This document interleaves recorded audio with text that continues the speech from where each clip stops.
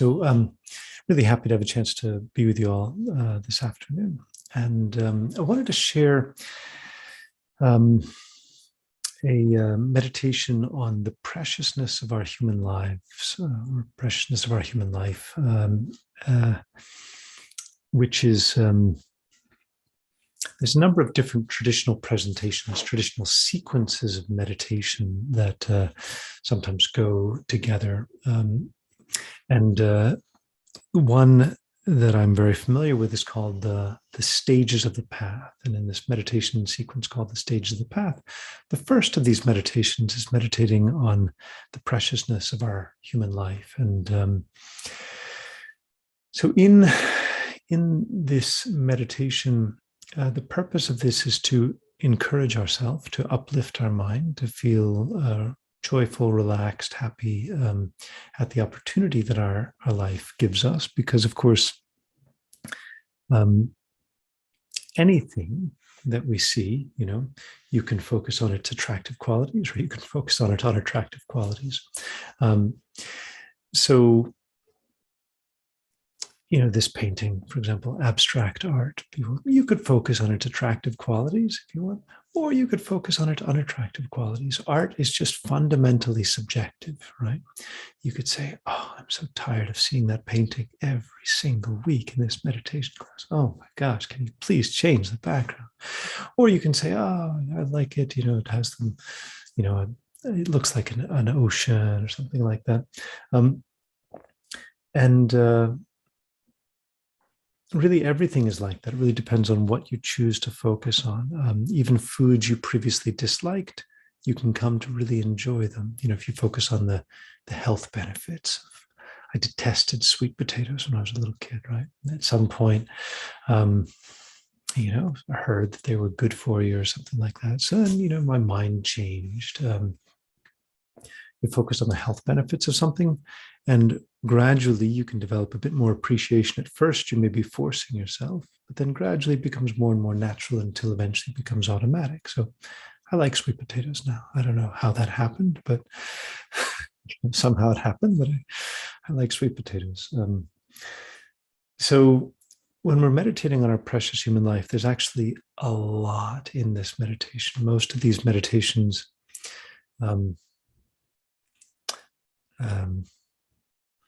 the meditations that I know, they come from the Buddhist tradition. It means they're 2,600 years old. One interesting characteristic of that is that there's been a lot of subtle work that's been done on them over the years, and only the meditations that people really found benefit from have survived to the present day. It's like evolution, right? Only the creatures that managed to be adapted to that environment survived to the present day. So the meditations that we've received in this present day are those that have proven benefit over the generations, but they've also, there's a lot of thinking, a lot of care, a lot of thought has been woven into them. If you've lived in your home for a while, you may have, a new house may be relatively empty, but if you've lived in your home for a while, you sort of dress it up and you adjust it and you get everything just the way you like it. And it sort of fits your working style, your life, or software for my software colleagues, right? You have a chance to work on something over a period of time and you can make it better, and sort of refine all these good qualities. So the way I'd like to introduce this meditation is as a breathing meditation. So when we're breathing meditation can be just simple, just breathing meditation, or you can layer in a little bit of experience, a little bit of feeling, a little bit of thinking with your breathing meditation. And so this meditation on our precious human life, we can layer on with our breathing. Our breathing is very literally a sign that we're alive. There's a lot going on with our breathing. It is the way we take in oxygen. Literally is the fuel that it keeps this inner fire going, that enables our metabolism, that enables us to generate energy. Breathing stops for any length of time, life stops, because there's this constant taking in and out. One interesting characteristic of our breathing is that it's blending inner and outer, right? So one of the things I touch on a lot in these classes is there really that separation between inner and outer? We have this strong sense, I'm here, you're there, I'm here, the world is there. But is there really such a strong sense, a strong separation between inner and outer? So when we're meditating on our precious human life, it may sound a little bit philosophical, but what is our life? Is it inner? Is it just like this body? Or when we talk about our life, if I were to say, tell me about your life, you'd probably tell me about a lot of outer things. You'd say, oh, well, I've got a dog, and, I live in this nice neighborhood, and these are my friends. And I say, tell me about your life, and you tell me about all these outer things. It's interesting. So our life is inner, our life is outer. And then what happens when you have inner and outer is that there's the stuff that we do, and then the stuff that gets done to us, right? And that's one of the challenges when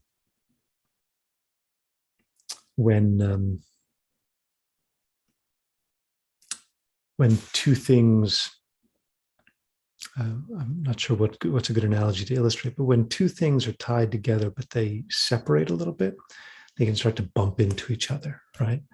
So we've got this sense of like ourself and the world, we're tied together, right? Like, this is your world, you live in your world. There's you and your world, right? So clearly you're tied to this world, but we feel like they're different. They kind of bump into each other. So there's the things we do to the world, and there's the things the world does to us. And so that altogether there's four things. It's you, your world, what you do, what happens to you. All of those are part of your life, right? All of those are part of your life. So when we say the preciousness of our human life, what we're doing is we're beginning to reflect on all of that. That's big, right? That's everything. Everything about you, everything about your world, everything you do, everything that happens to you. It's all your life. In what sense is it precious? In a lot of senses, right? We, as a human being, we have a chance to just, life is easier for human beings than it is for animals. You're not at risk of being eaten by another animal. Now, you might say life's harder for us in a lot of ways, but you get to sleep, you got a roof over your head, probably, you have access to food. We have some dogs here. They live a life of frustration because they can't open the fridge themselves. So we have access to food. There's a lot of good fortunes we have. But the deepest good fortune that we have in our life is the opportunity to learn how to chart a course to inner peace. This is a special learning opportunity that we have as human beings, learning how to chart a path to inner peace.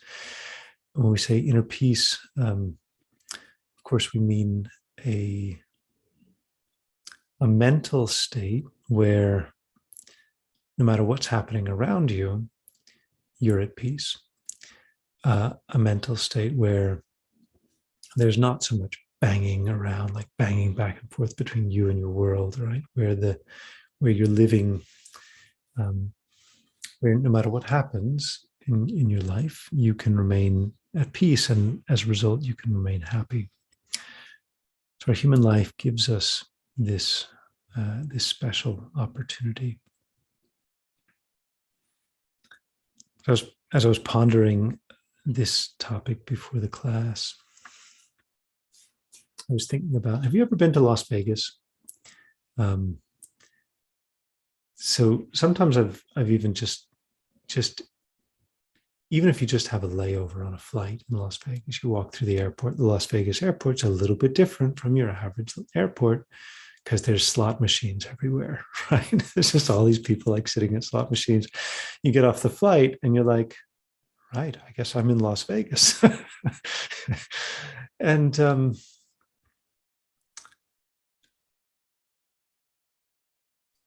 slot machines, obviously maybe at the risk of offending people who love slot machines. I always find it a little bit sad. These people just sitting, often, often older people, maybe not looking like,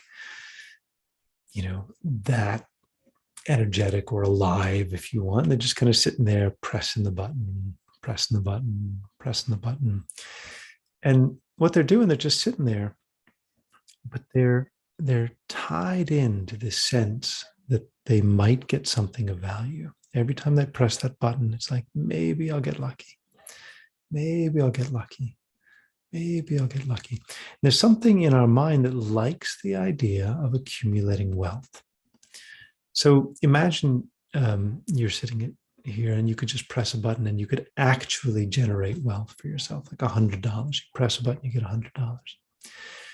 Now, maybe you're not greedy or particularly attached to money. Maybe you're more refined than that, but you'd probably press that button a few times. You're like, oh, what the heck? I'll just press the button a few times. Says, imagine you press the button. Every time you press the button, $100 richer. That's okay, right? Now, when they talk about gambling, they tend to, slot machines and so forth, they tend to frame it as entertainment, right? Because they, it's not really a money-making scheme for the participants in most cases. So you can call it entertainment. So people do for entertainment, they just sit still for long periods of time and just press a button and apparently that's entertainment, right? But there's something compelling in our mind about the idea of getting stuff, right? Getting wealth, getting money. So you can see if this works for you. It's just an idea that came to me in thinking about the meditation. But imagine as we're sitting and meditating and we're breathing in, imagine somebody were giving you $100 for every time you pay attention to your breath. Can I interest you in some breathing meditation? Just a little bit. I know it's not your thing, right? You're a bit more refined than that, right? But maybe just a few minutes. I think I could probably get your average person probably take a little bit of interest in breathing meditation if you got $100 for every time you paid attention to your breath. Now, what you're doing when you're meditating on the preciousness of your human life, you're saying, gosh, I'm alive. That's amazing. It's not going to last forever, right? I need to enjoy it while it lasts, right? I need to appreciate this while it lasts. Every breath, I'm alive still. Think about that. It's like $100. So imagine you were at the edge of the end of your life. Would you pay $100 to stay alive for another breath? Right? If you weren't in immense pain and you had people around you that you wanted to see, would you pay $100 for another breath? How many times would you pay $100 to keep breathing, right? If you had the money, I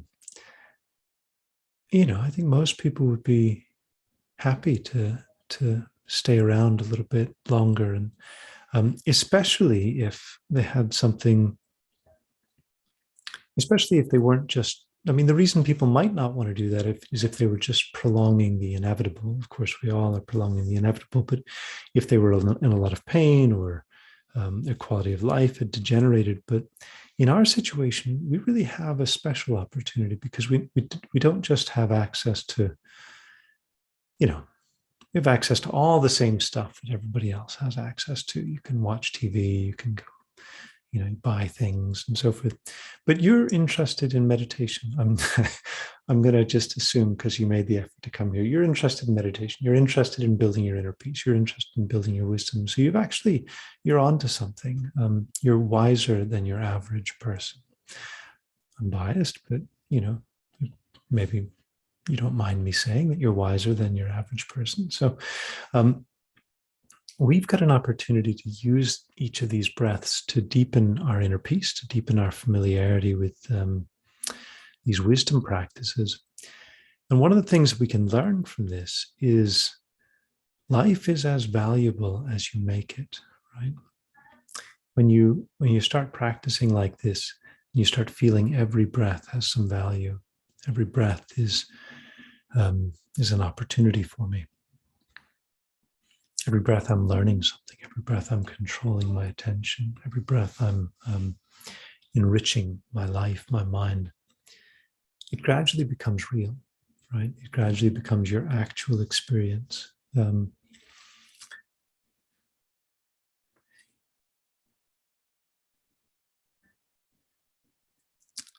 And maybe you think it's just a trick that I'm doing to make you think that your breath is valuable, like $100, whatever. But in reality, the value of things is just created by our minds. We see this with like cryptocurrencies and so forth. How are they valuable? Because people say they're valuable. Well, how's the US dollar valuable? Because people say it's valuable. It's like convention, consensus. What's really valuable? Well, money, okay. Food, okay. Friendship, interesting, okay. You know, simultaneously right now, we're in a time where more and more and more and more things are being commodified and given like a dollar value, and we think more and more in terms of money. At the same time, we're in a time of the world where people are deconstructing money and beginning to think about all of the things, like what does it really mean? Yeah, what does money really mean? For example, it's a kind of information, helps with decision making. So anyway, a little bit of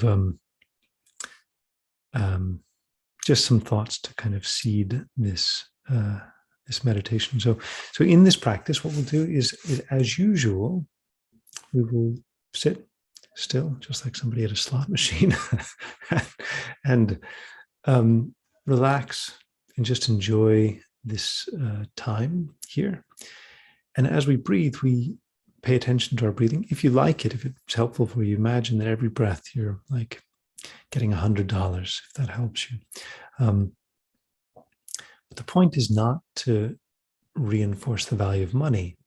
The point is to reinforce the value of your life, right? To say that really my life is more valuable than money. Wisdom and my attention and my concentration, these things are more valuable than money or entertainment or anything else. We can spend a while like this, and then after a while, we can shift to, as usual, thinking about the people around us in our life. And we can imagine that we're enriching them as well as we're doing our breathing meditation. That we're paying back some of the kindness that we've received in our life. So, okay, so we can settle in for our meditation. The main point is this is your meditation. You know, relax, make it work. Nobody's judging, nobody's checking. Figure out what works for you, your own style, your own time. I like to close my eyes for meditation. Take a deep breath in and out and just allow ourselves to relax.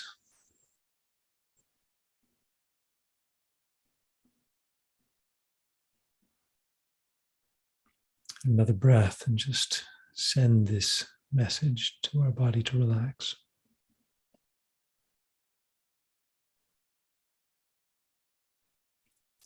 And then another breath and just ask ourselves, what is important right now?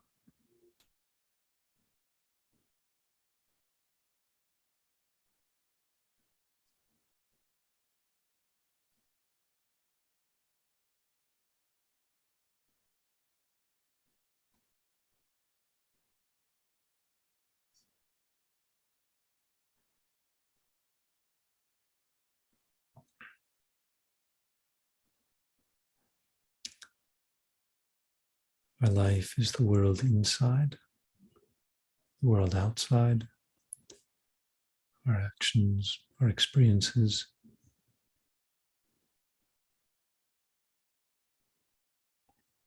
They all interrelate, but every moment, every breath is valuable, is precious.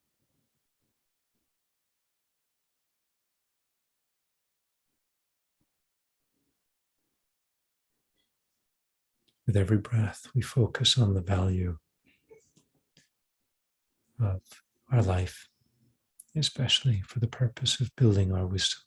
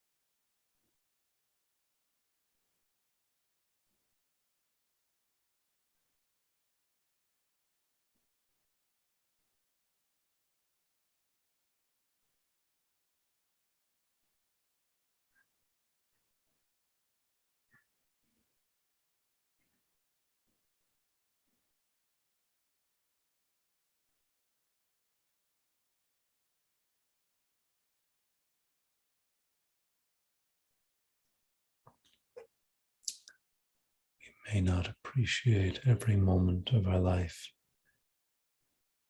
yet we're in much of our life.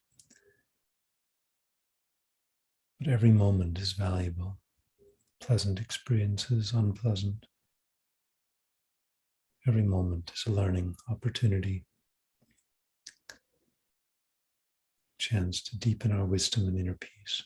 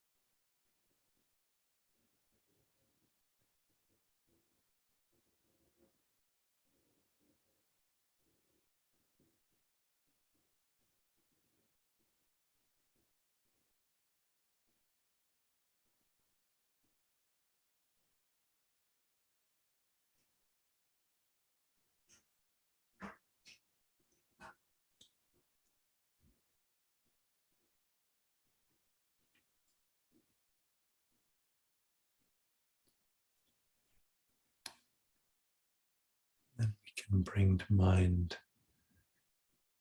those who've helped us to be here now. Our parents, friends, family, co-workers, the people who've influenced our life. We can think these people too are part of our life, one way or another. They're also a precious part of our life.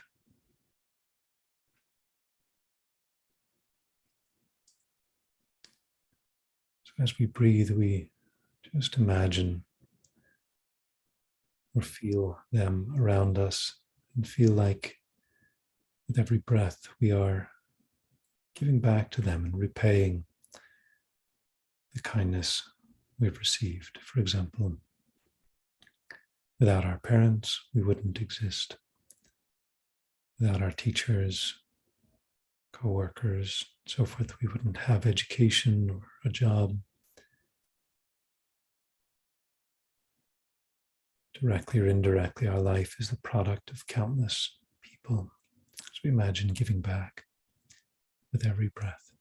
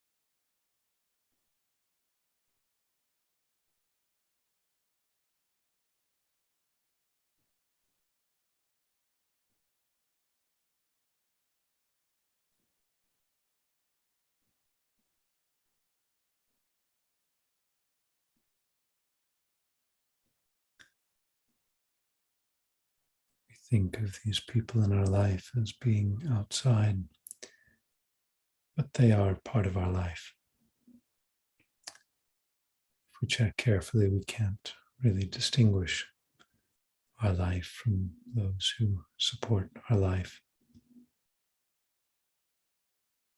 So for the last couple of minutes, we just reflect that even in this brief time here, we have changed our minds, built new habits of mind, strengthened the path to inner peace. And as we strengthen this path in our own mind, we are strengthening it throughout our life and influencing those around us to follow that path as well.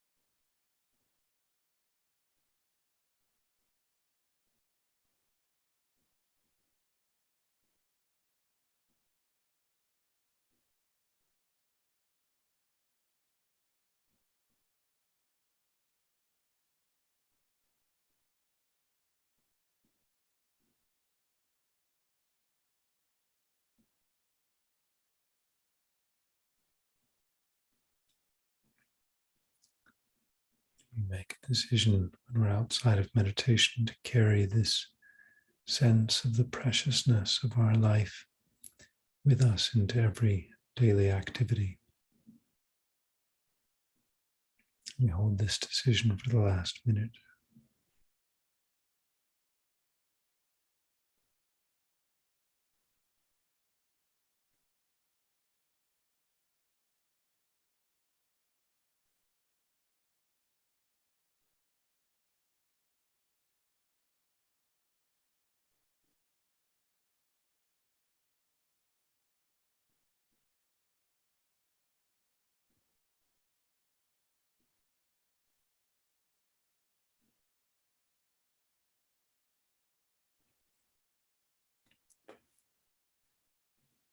We can open our eyes and arise from our meditation.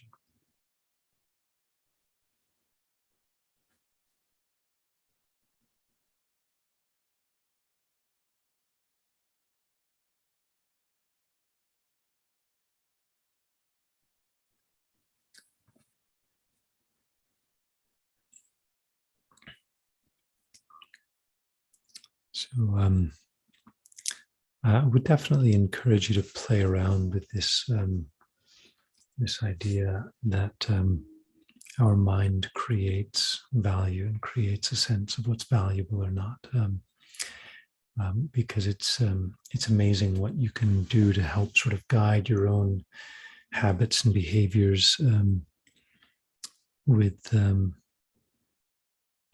just by thinking something's very useful, very beneficial to do. Whether that's imagining that you're getting paid for doing it, or whatever helps you, or that doing it is bringing benefit to others, or whatever kind of beneficial effect you want. I think a lot of traditional meditations, they involve like visualizations and light coming in and out and so forth, but it really is very similar meaning. It's like just using your imagination to think good things happening. And modern people maybe think about that. You can be more or less poetic about how what that means to you. But the point is that we do need to be uplifting our mind and learning methods like this to appreciate every moment of our life, which gives us the energy that we need to persevere in this practice over the long term.